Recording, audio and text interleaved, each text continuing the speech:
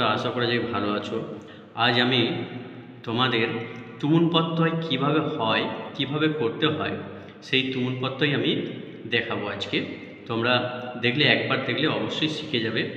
আর যদি কোনো সমস্যা থাকে তাহলে কমেন্ট বক্সে কমেন্ট করে জানাবে। দেখো কি কি থাকবে। দুটি ক্রিয়াপদ থাকবে, একটি ক্রিয়াপদ থাকবে সমাপিকা, আরেকটি ক্রিয়াপদ থাকবে অসমাপিকা। তাহলে সমাপিকা আর অসমাপিকা দুটি ক্রিয়াপদ থাকবে বাক্যটির মধ্যে। দুটি ক্রিয়ার কর্তা একই হবে, একটি হবে অব্যয় পদের মতো ব্যবহার হবে, আর অসমাপিকা ক্রিয়াতে তুমুল প্রত্যয় হবে। আর এটি বাক্যের শেষে একটি তে যুক্ত পদ থাকবে, অর্থাৎ দুটি ক্রিয়াপদ থাকবে, একটি সমাপিকা আর একটি অসমাপিকা।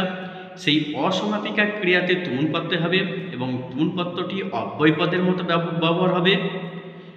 এবার আমরা তুমুল প্রত্যয়ের গঠনটা দেখাবো কিভাবে গঠন করা হচ্ছে। দেখো তুমুল প্রত্যয়ের গঠন। তুমুল প্রত্যয়ের এটা ভেঙে দেখছি, তু উ, ময়ের ম উ, দন্তের হসন আছে, এর সঙ্গে কোনো স্বরবর্ণ নেই। তাহলে আমরা দেখতে পাচ্ছি উনটা যদি বাদ দিয়ে দিই, এই উনটা যদি বাদ দিয়ে দিই তাহলে কি থাকবে না তুম থাকবে। তুমুল প্রত্যয়ের শেষে তুম থাকে। একটা উদাহরণ দিই, দেখো একটা উদাহরণ দিলে বুঝতে পারবে যে তুমুল প্রত্যয় কিভাবে হচ্ছে। মা রান্না করতে যাচ্ছে, মা রান্না করতে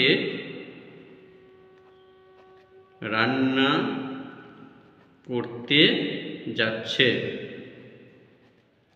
মা রান্না করতে যাচ্ছে। এখানে দেখো মা রান্না করতে যাচ্ছে, এখানে দুটি ক্রিয়াপদ আছে, একটি যাচ্ছে আর একটি করতে। দুটি ক্রিয়াপদ রান্না করতে, তাহলে এখানে সমাপিকা ক্রিয়া হচ্ছে যাচ্ছে, অসমাপিকা হচ্ছে রান্না করতে। তাহলে কি হবে উদাহরণটা দিলেই বোঝা যাবে। মাতা, মায়ের সংস্কৃত কি মাতা। পক্তুম, প কয়তয় রস্যু, কয়তয় রস্যু ময়াসন, পক্তুম। যাচ্ছে, জাতি, এটা অনুস্বার হবে কারণ স্বরবর্ণ থাকছে না, জাতি। তাহলে মা রান্না করতে যাচ্ছে। এরপর আমরা যদি আরেকটা উদাহরণ দিই, আরেকটা উদাহরণ দিলে বুঝতে পারবো যে তুমুল প্রত্যয় কী করে হচ্ছে। দেখো আমি ভাত খেতে বাড়ি যাব। এখানে দেখো আমি ভাত খেতে বাড়ি যাব। ভাত খেতেটা হচ্ছে অসমাপিকা ক্রিয়া, বাড়ি যাব, যাবটা হচ্ছে সমাপিকা ক্রিয়া। আমি বলেছি যে অসমাপিকা ক্রিয়াতে তুমুল প্রত্যয় হবে এবং একটি তে যুক্ত পদ থাকবে। দেখো এবার এই উদাহরণটাকে আমি যদি সংস্কৃতে করি তাহলে দেখা যাবে অসমত শব্দের প্রথম আর এক বচন হবে অহং, অহম মহাসন হবে কারণ তারপরে স্বরবর্ণ অহম। ভাতের সংস্কৃত হচ্ছে অন্ন, তাহলে অন্নম হবে অন্নম। খেতে খাদিতুম, খাদ্ধাতু যুক্ত তুমুল খাদিতুম, তুম খাদিতুম। খেতে এটা অনুস্বার হবে, খাদিতুম। যাব কি হবে গমি, উত্তম পুরুষ যেহেতু, তাহলে উত্তম পুরুষের এক বচন হবে ভবিষ্যৎকালের গমিষ্যামি, কম ধাতু, উত্তম পুরুষ এক বচন গমিষ্যামি। তাহলে আরও কয়েকটা উদাহরণ দিই। আমি স্নান করতে নদীতে যাই, আমি স্নান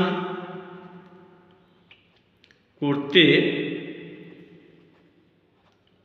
নদীতে যাই।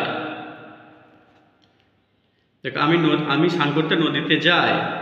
তাহলে এখানে দেখো অসমত শব্দ উত্তম পুরুষ এক বচন কি হবে অহং হবে।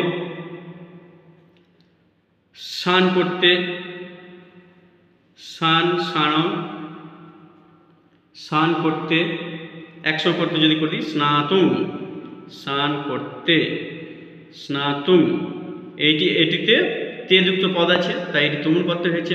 নদীতে যায় কি হবে নদ্যাং। নদ্যাং যায় সপ্তমী হওয়ার কথা ছিল কিন্তু সপ্তমী হবে না, হবে দ্বিতীয়া নদীং। নদীং হবে। যায় বর্তমান কাল গচ্ছামি, উত্তম পুরুষ এক বচন হবে গচ্ছামি।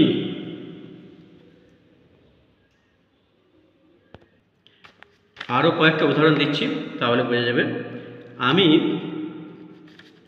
আমি পড়তে যাই।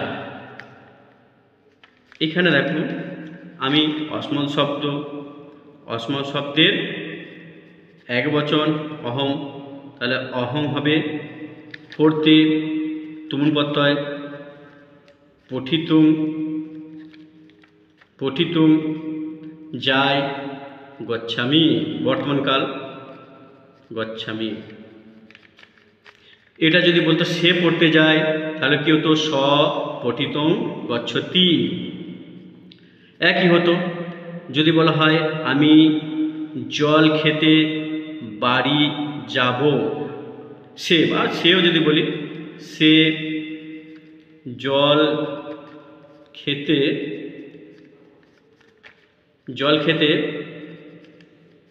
বাড়ি যায়, সে জল খেতে বাড়ি যায়। উদাহরণটা দিয়েছি। এবার আমি এটা সংস্কৃতে অনুবাদ করছি, তাহলে হবে স বা সা, পুংলিঙ্গ হলে স, স্ত্রীলিঙ্গ হলে সা। জল খেতে তাহলে জল জলং, জলং জলং খেতে পা ধাতু পান করা, তাহলে পাতুম, পাতুম বাড়ি হবে গৃহম, গৃহম। সে প্রথম পুরুষ এক বচন আছে তাহলে বর্তমান কাল আছে, তাহলে কী হবে গচ্ছতি, তাহলে কী হবে জল খেতে। সে বা স বা সা জলং পাতুম গৃহম গচ্ছতি, সে জল পান করতে বাড়ি যাচ্ছে। অন্য অনেক উদাহরণ আছে, আরেকটা উদাহরণ দিই তাহলে বুঝতে পারবে। সে পড়তে বিদ্যালয়ে যায়, তাহলে কী হবে বা তারাও যদি আমি করি তারা পড়তে বিদ্যালয়ে যায়, তারা পড়তে বিদ্যালয়ে যায়, তাহলে কি হবে তারা কি হবে শতৌতে, তে শতৌতে পুংলিঙ্গ হলে তে হবে শতৌতে, সাতে তা স্ত্রীলিঙ্গ হলে তা, তাহলে পড়তে পঠিতুম। বলেছি এটি ক্রিয়া, এটি হচ্ছে অব্যয় পদের মতো ব্যবহার হবে, এর কোনো পরিবর্তন হবে না। পঠিতুম বিদ্যালয়ে হবে বিদ্যালয়ং, বিদ্যালয়ং বিদ্যালয়ং বিদ্যালয়ে পড়তে যায়, তাহলে কী হবে যেহেতু বহুবচন আছে, এটি প্রথম পুরুষ বহুবচন আছে, তাই এটি গম ধাতু আছে এবং গম ধাতু বর্তমানকাল আছে, তাহলে বর্তমানকালে বহুবচন করতে হবে গচ্ছন্তি। তারপর আর একটা উদাহরণ দিই তাহলে বুঝতে পারবে আর ভালো করে। আমি বই কিনতে, আমি বই